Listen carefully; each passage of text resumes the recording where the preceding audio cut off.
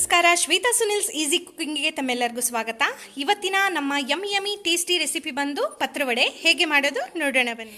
ಇದಕ್ಕೆ ಬೇಕಾಗುವ ಸಾಮಗ್ರಿಗಳು, ನಾನಿಲ್ಲಿ 7 ರಿಂದ 8 ಕೆಸುವಿನೆಲೆನ ತಗೊಂಡಿದ್ದೀನಿ.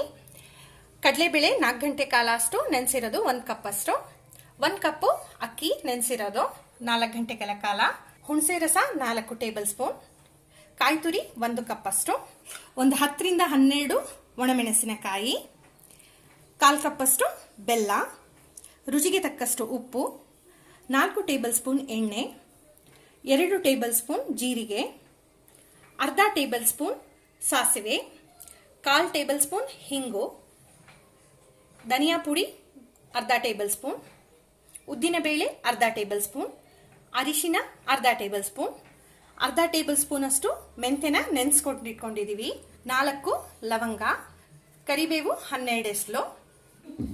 ಸ್ಟಾರ್ಟ್ ಮಾಡೋಣ.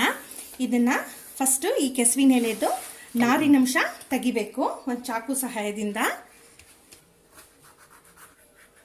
ಹೀಗೆ ಇದರ ನಾರಿನಂಶನ ತಕ್ಕೊಂಡ್ಬಿಡೋಣ. ಹೀಗೆ ನೀವು ಎಲ್ಲ ಎಲೆಗಳದ್ದು ನಾರನ್ನ ತಕ್ಕೋಬೇಕು. ಹೀಗೆ ನಾವೀಗ ಎಲ್ಲ ಸೊಪ್ಪುಗಳದ್ದು ನಾರನ್ನ ತೆಗೆದಿಟ್ಕೊಂಡಿದ್ದೀವಿ. ಸ್ಟಾರ್ಟ್ ಮಾಡೋಣ. ಒಂದು ಮಿಕ್ಸರ್ ಜಾರ್ ತಗೊಳ್ಳೋಣ. ಇದಕ್ಕೆ ಕಡಲೆಬೇಳೆ, ನೆನೆಸಿದ ಅಕ್ಕಿ, ನಾನಿಲ್ಲಿ ಒಂದು 4 ರಿಂದ 5 ಗಂಟೆ ಕಾಲ ಅಕ್ಕಿನ ನೆನೆಸ್ಕೊಂಡಿದ್ದೀನಿ, ಕಾಯಿ ತುರಿ, ಹುಣಸೆ ರಸ, ಬೆಲ್ಲ, ಒಣಮೆಣಸಿನಕಾಯಿ, 1 ಟೇಬಲ್ ಸ್ಪೂನ್ ಅಷ್ಟು ಜೀರಿಗೆ, ಮೆಂತೆ, ಧನಿಯಾ ಪುಡಿ, ಲವಂಗ, ಅರಿಶಿನ, ಒಂದು 4-5 ಎಸ್ಲು ಕರಿಬೇವು, ರುಚಿಗೆ ತಕ್ಕಷ್ಟು ಉಪ್ಪು, ಒಂದು 1/4 ಕಪ್ಪಷ್ಟು ನೀರು ಹಾಕ್ಕೊಂಡು ಥಿಕ್ಕಾಗಿ ಪೇಸ್ಟ್ ಮಾಡ್ಕೊಳ್ಳೋಣ. ಪೇಸ್ಟ್ ರೆಡಿಯಾಗಿದೆ. ಇದನ್ನು ನಾವೀಗ ಒಂದು ಬೌಲಿಗೆ ಟ್ರಾನ್ಸ್ಫರ್ ಮಾಡ್ಕೊಳ್ಳೋಣ. ಈಗ ಒಂದೊಂದೇ ಎಲೆಗಳನ್ನು ತಗೊಂಡು ಈ ಪೇಸ್ಟ್ನ ಇದಕ್ಕೆ ಸ್ಪ್ರೆಡ್ ಮಾಡೋಣ. ಕೆಸುವಿನ ಎಲೆ ಆರೋಗ್ಯಕ್ಕೆ ತುಂಬಾನೇ ಒಳ್ಳೆಯದು. ಹೀಗೆ ಎಲ್ಲ ಕಡೆನೂ ಕ್ಲೀನಾಗಿ ಹಚ್ಚೋಣ. ಈಗ ಇದ್ರ ಮೇಲೆ ಇನ್ನೊಂದು ಲೇಯರ್ ಹಚ್ಚೋಣ.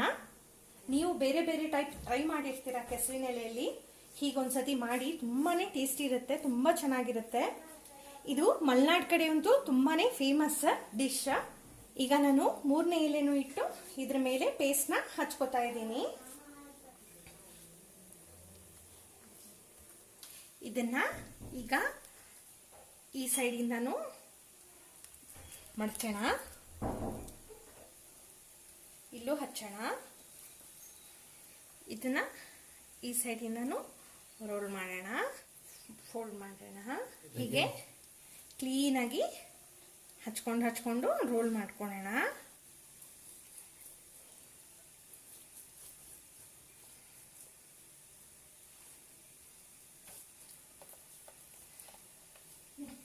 ಎರಡು ಕೆಸುವಿನ ರೋಲ್ನ ರೆಡಿ ಮಾಡ್ಕೊಂಡಿದ್ದೀನಿ. ಇಲ್ಲಿ ನಾನೊಂದು ಇಡ್ಲಿ ಸ್ಟೀಮರ್ನ ತಗೊಂಡಿದ್ದೀನಿ. ಸ್ಟೀಮರ್ ಕೂಡ ರೆಡಿಯಾಗಿದೆ. ಈಗ ಇದಕ್ಕೆ ನಮ್ಮ ಕೆಸುವಿನ ರೋಲ್ನ ಟ್ರಾನ್ಸ್ಫರ್ ಮಾಡೋಣ. ಇದು ಇಡ್ಲಿ ಬೆಂದಂಗೆ ಒಂದು 15 ರಿಂದ 20 ನಿಮಿಷಗಳ ಕಾಲ ಚೆನ್ನಾಗಿ ಸ್ಟೀಮ್ ಆಗಬೇಕು. 15 ರಿಂದ 20 ನಿಮಿಷ ಆಗಿದೆ. ಗ್ಯಾಸ್ ಸ್ಟವ್ನ ಸ್ವಿಚ್ ಆಫ್ ಮಾಡೋಣ. ಇದನ್ನ ಒಂದು ಪ್ಲೇಟಿಗೆ ಟ್ರಾನ್ಸ್ಫರ್ ಮಾಡ್ಕೊಳ್ಳೋಣ. ಕೆಸುವಿನ ರೋಲು ಕಂಪ್ಲೀಟ್ ಆಗಿ ಒಂದು ಸ್ವಲ್ಪ ತಣ್ಣಗಾಗಲಿ, ಅಲ್ಲಿವರೆಗೂ ವೇಟ್ ಮಾಡೋಣ. ಈಗ ಕಂಪ್ಲೀಟಾಗಿ ತಣ್ಣಗಾಗಿದೆ. ಇದನ್ನು ನಾವು ಸ್ಮಾಲ್ ಪೀಸಸ್ ಆಗಿ ಕಟ್ ಮಾಡ್ಕೊಳ್ಳೋಣ.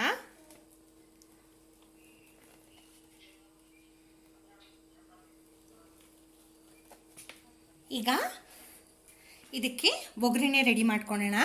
ಇಲ್ಲೊಂದು ಪ್ಯಾನ್ ತೊಗೊಂಡಿದ್ದೀನಿ, ಸ್ಟವ್ ಆನ್ ಮಾಡೋಣ. ಪ್ಯಾನ್ ಬಿಸಿಯಾಗಿದೆ, ಎಣ್ಣೆ ಆ್ಯಡ್ ಮಾಡ್ಕೊಳ್ಳೋಣ.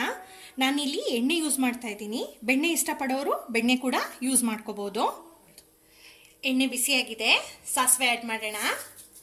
ಒಂದು 1/4 ಟೇಬಲ್ ಸ್ಪೂನ್ ಅಷ್ಟು ಜೀರಿಗೆ, ಅರ್ಧ ಟೇಬಲ್ ಸ್ಪೂನ್ ಅಷ್ಟು ಉದ್ದಿನಬೇಳೆ, ಹಿಂಗು, ಕರಿಬೇವು ಇದನ್ನು ಕ್ಲೀನಾಗಿ ಜೋಡಿಸ್ಕೊಂಡು ಬರೋಣ.